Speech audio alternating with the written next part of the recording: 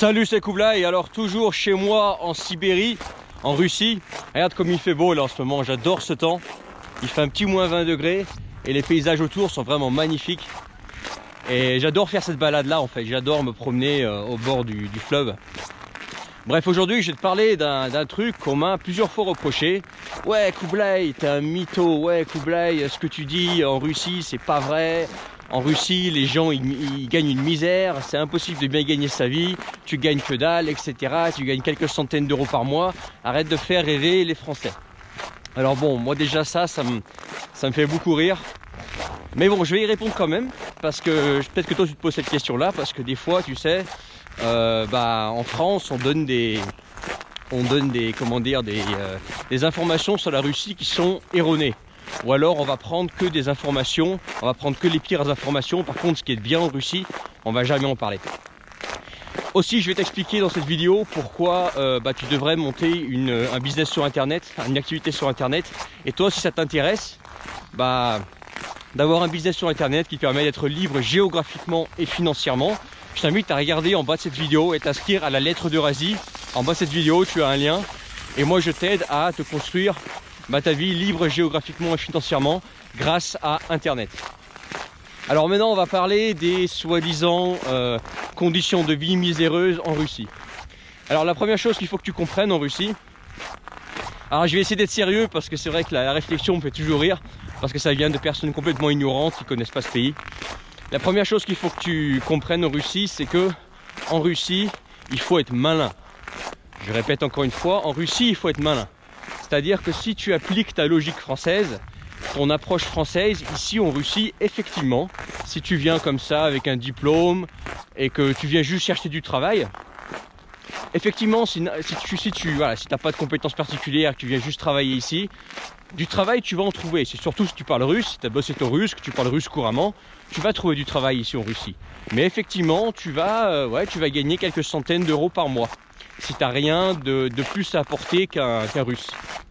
Parce qu'effectivement, en Russie, si tu n'as pas de compétences qui sont recherchées, si tu fais un métier qui est facilement faisable par n'importe qui, si tu es facilement remplaçable, et effectivement, tu vas gagner une misère. Effectivement, ça je le confirme. Et il faut savoir qu'ici, c'est pas comme en France. En France, on a un système communiste, ça veut dire que peu importe vraiment ce que tu fais, les salaires sont toujours plus ou moins les mêmes, tu vois. Il y a très peu de gens finalement qui gagnent des salaires indécents en France, et t'as pas vraiment de misère en France. T'as toujours t'as toujours un filet de sécurité, t'as au moins le SMIC, etc. Ce qui n'existe pas ici. Ici, t'es dans un système très libéral, très capitaliste, et que ça plaise ou non, ici c'est marche ou crève. Et ici c'est soit tu es malin, soit tu as des compétences particulièrement difficiles à trouver. Et dans ce cas-là, tu vas bien vivre, même mieux vivre qu'en Occident, parce que tu vas avoir un revenu qui va être comme l'Occident, voire mieux, mais le coût de la vie ici est moins, donc tu vis mieux. Soit à l'inverse, tu fais un métier que tout le monde peut faire, tu es facilement remplaçable, soit tu n'as pas de compétences particulières à apporter au marché, parce qu'ici c'est vraiment la logique du marché, contrairement à la France où c'est pas une logique de marché. La France est un pays de caste, un pays de diplôme et un pays de copinage. Ici c'est plutôt... Bon, le copinage ça peut exister aussi, mais ici c'est plutôt, si tu sors de n'importe où, c'est plutôt qu'est-ce que tu sais faire, tu vois. Donc effectivement, si tu n'as rien de particulier à apporter au marché et que tu viens juste travailler ici, tu vas gagner une misère. Mais maintenant laisse-moi te donner quelques exemples de personnes que je connais, mon exemple également, de ce que tu peux faire en Russie. Moi par exemple, je connais un Russe qui est parti de rien, qui aujourd'hui est multimillionnaire. Alors quand je dis multimillionnaire, c'est pas en roubles, c'est en dollars américains, et qui aujourd'hui gagne l'équivalent de plusieurs dizaines de milliers d'euros par mois. Pourtant c'est un Russe et il est parti de rien. Donc ça veut dire que tu peux réussir. Je connais un autre Russe, pareil, qui lui est programmeur dans le JavaScript, qui s'est bien niché là-dedans, qui est parti de rien, de son trou à Krasnoyarsk, c'est pas loin de Novosibirsk. Il a monté les échelons, il a commencé par gagner quelques centaines d'euros par mois.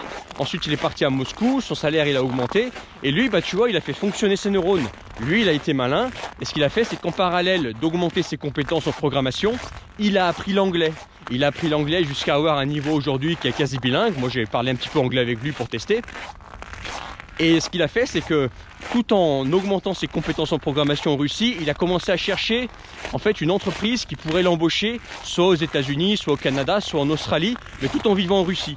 Et au final, le mec, il a réussi, comme ça, à trouver une entreprise canadienne qui l'a embauché, alors que lui, il vit en Russie. C'est-à-dire que lui, il est comme moi, il est digital nomade, ou enfin, il est libre géographiquement, mais il travaille pour une entreprise canadienne en dollars canadiens, avec son bagage de programmeur senior.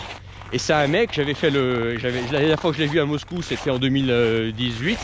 J'avais fait un petit peu l'équivalent de ce qu'il gagnait en euros, et on arrivait à plus de 5000 € par mois en vivant en Russie. C'est-à-dire que le mec, il est russe, il vit en Russie, mais il gagne plus de 5000 € par mois en ayant un salaire canadien, tu vois, parce que il a un métier qui peut se faire plus n'importe où. Et le mec, il a été malin, il n'est pas resté que dans le marché russe, il a appris l'anglais pour aller taper des entreprises en dehors de la Russie. Donc le mec, il a été malin. Je connais également un autre russe, d'ailleurs ici, qui lui en avait marre justement de gagner 300 € par mois. Et petit à petit, il s'est rapproché de la Corée, il a commencé à faire, comment dire, des allers-retours en Corée, à se faire son trou là-bas, etc. Et il a réussi comme ça à avoir un système aujourd'hui avec la Corée, en travaillant avec la Corée, qui lui permet d'avoir un salaire qui est l'équivalent de 2500 € par mois, tout en vivant ici, où le coût de la vie est relativement bas. Donc c'est un mec finalement qui vit bien, mais c'est un mec qui a été malin. Il n'a pas juste regardé le marché russe, il s'est élargi, il est allé voir ailleurs, il a bossé, il a mis en place des systèmes qui lui permettent aujourd'hui d'avoir un revenu correct, tu vois. Donc ça, c'est pour les mecs les plus malins, tu vois. En Russie, il faut être malin. Ensuite, ça ne veut pas dire qu'en Russie, en te focalisant sur une entreprise russe, que tu gagneras que dalle. Moi-même, je le répète, en 2018, on m'a fait une proposition d'embauche. Je dis entreprise russe, équipe russe, il n'y a rien d'étranger là-dedans. Et c'était une proposition d'embauche pour 180 000 roubles par mois. Donc 180 000 € par mois, il faut regarder à quoi ça correspond, mais je crois que c'est dans les 2400 ou les 2500 € par mois. Bon, 2500 € par mois, c'est vrai qu'en France, c'est pas grand-chose si tu veux. Mais en Russie, 180 000 roubles par mois, donc 2500 € par mois, c'est loin d'être déconnant, c'est pas du tout dégueulasse comme salaire de départ, tu vois. Donc, et c'était une entreprise russe pour il n'y avait rien d'étranger là-dedans, quoi. Sauf que, pourquoi justement il m'avait fait cette proposition-là? Parce qu'il fallait quelqu'un qui parle des langues étrangères, qui parlait bien russe pour pouvoir communiquer avec une équipe russe, et qui ait les langues étrangères, le niveau en langue étrangère suffisant pour aller taper des marchés en dehors de la Russie. C'était pour quelque chose dans l'e-commerce, tu vois. Donc c'est possible, tu vois, c'est possible d'avoir des bons revenus en Russie, à condition que tu sois soit très qualifié, que tu aies des compétences rares, soit que tu sois malin. Alors effectivement, il y en a qui vont dire ouais mais c'est dégueulasse, etc. Mais dans ce cas-là, tu sais, faut rester en France. Ici c'est le capitalisme, bête et méchant et froid. Voilà, c'est soit tu apportes quelque chose de particulier, soit t'es personne et effectivement tu vas gagner une misère. Donc c'est possible. Même moi, tu vois, par exemple, je vais te donner un autre exemple. Tu peux très bien aussi travailler en Russie, mais pour une entreprise étrangère. Moi, pendant 3 ans, à Moscou, j'ai travaillé pour une entreprise française à Moscou et je gagnais plus que très bien ma vie, tu vois, à Moscou.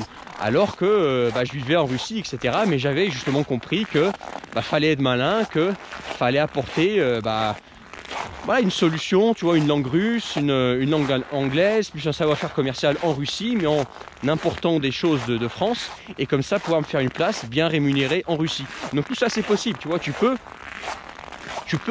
en étant salarié, tu peux bien gagner ta vie en Russie, mais il faut être malin ou il faut être compétent. Et il n'y a pas de la place pour tout le monde. D'ailleurs moi, je ne m'adresse pas à tout le monde. Mon but c'est pas faire venir tous les Français en Russie, loin de là. Moi, mon but c'est aider la crème. Tu vois, la crème, ceux qui ont une cervelle, ceux qui ont un cerveau, tu vois. Et si toi tu es malin et que tu es prêt à regarder plus loin, à te projeter, à faire comme ça, en Russie, il faut être malin. Et il y a des possibilités en Russie. Mais il ne faut pas faire ce que tout le monde fait. Il ne faut pas appliquer la logique que tu as l'habitude d'appliquer dans ton pays. Autre chose encore, je voulais ajouter, ce que tu peux faire aussi, c'est avoir une activité sur Internet. Tu peux avoir par exemple un business sur Internet, comme moi je fais. Tu peux avoir par exemple, alors, quand je dis business sur Internet, tu peux faire du freelancing, comme mon pote là, le russe, qui lui travaille à distance pour une entreprise canadienne.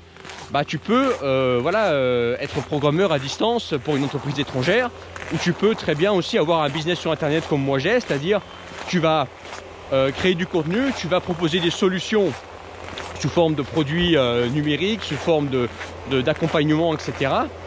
en créant du contenu sur internet, à avoir un business dans lequel tu es libre géographiquement. Donc tes clients peuvent être n'importe où dans le monde, tes clients peuvent être américains et toi tu peux vivre en Russie. Tes clients peuvent être brésiliens et tu peux vivre, je sais pas, en Indonésie, n'importe où. Et tu n'as pas de patron, c'est toi qui fixes tes prix, c'est toi qui gères ton entreprise. Ils sont en train de refaire la patinoire là à côté de moi, là, donc il y a un petit peu de bruit. Et voilà, tu peux monter ton propre business, et quand tu as ton propre business, il n'y a plus de limite, tu vois. Il n'y a plus de limite de ce que tu peux faire. Ensuite, c'est toi qui es maître à bord et tu peux vivre où tu veux, quoi. Donc tu peux faire ça, et moi c'est ce que je t'invite à faire aujourd'hui. Si moi je devais te conseiller, si tu demandais Kublai quelle est selon toi la meilleure solution pour être libre géographiquement, moi je te dis, monte une activité sur internet, un business sur internet, comme moi je fais. Tu n'es pas obligé de faire la même chose que moi, c'est-à-dire parler par exemple d'expatriation, de langue comme j'en parlais avant, ou même de business sur internet. Tu peux faire ça en parlant d'une autre thématique, en parlant d'un sujet qui toi te passionne, ou dans lequel tu es bon, ou dans lequel tu es compétent. Et comme ça, graduellement, te monter une activité, une belle activité dans laquelle tu seras 100% indépendant, déjà géographiquement, financièrement parce que tu n'as pas de patron. Et puis ça te permet de faire un travail qui te plaît, parce que comme ça tourne autour d'une passion, d'un sujet que tu maîtrises, forcément ça te plaît. Tu vois, moi j'adore mon métier. C'est vraiment le métier que je fais actuellement, c'est le plus beau métier que j'ai jamais fait. Et j'ai pas envie de changer de métier parce que j'adore ce que je fais, tu vois. C'est même pas du travail pour moi, tu vois. Moi j'adore filmer comme ça, j'adore me balader et te parler. J'adore toutefois apporter des solutions en être personnalisé, j'adore créer des produits, etc. J'adore ce que je fais, tu vois, j'aime ce que je fais. Et j'ai d'excellents retours d'ailleurs de mes clients. Donc voilà, moi je t'invite vraiment à réfléchir là-dessus. C'est aujourd'hui, si toi tu veux devenir libre géographiquement, financièrement, pense à internet, c'est une bonne opportunité. Si tu as besoin de conseils, d'aide, et que voilà, tu veux te lancer à fond dans internet, moi je peux t'aider à ça, je connais bien le métier maintenant. Et voilà. Le reste, ça se passe dans la lettre d'Eurasie, en bas de cette vidéo, tu cliques sur le premier lien, tu as un lien en bas là. On est déjà des milliers dans la lettre d'Eurasie à travailler sur nos projets, soit de vivre à l'étranger, l'expatriation, et en montant un business sur internet qui nous permet d'être libre géographiquement et financièrement. Je vais y arriver. Et voilà, ça se passe dans la lettre d'Eurasie, il faut regarder dans la lettre d'Eurasie, tu vas recevoir des informations de ma part. Je te dis à bientôt dans la lettre d'Eurasie, sur ce, je te laisse là-dessus. Là, c'est vraiment beau ici, quoi. J'adore me balader ici. Alors là, tu vois, il fait un petit moins 20 degrés, mais il fait pas froid, t'as pas l'impression de froid, quoi. C'est vraiment magnifique. On se voit dans la lettre d'Eurasie, salut.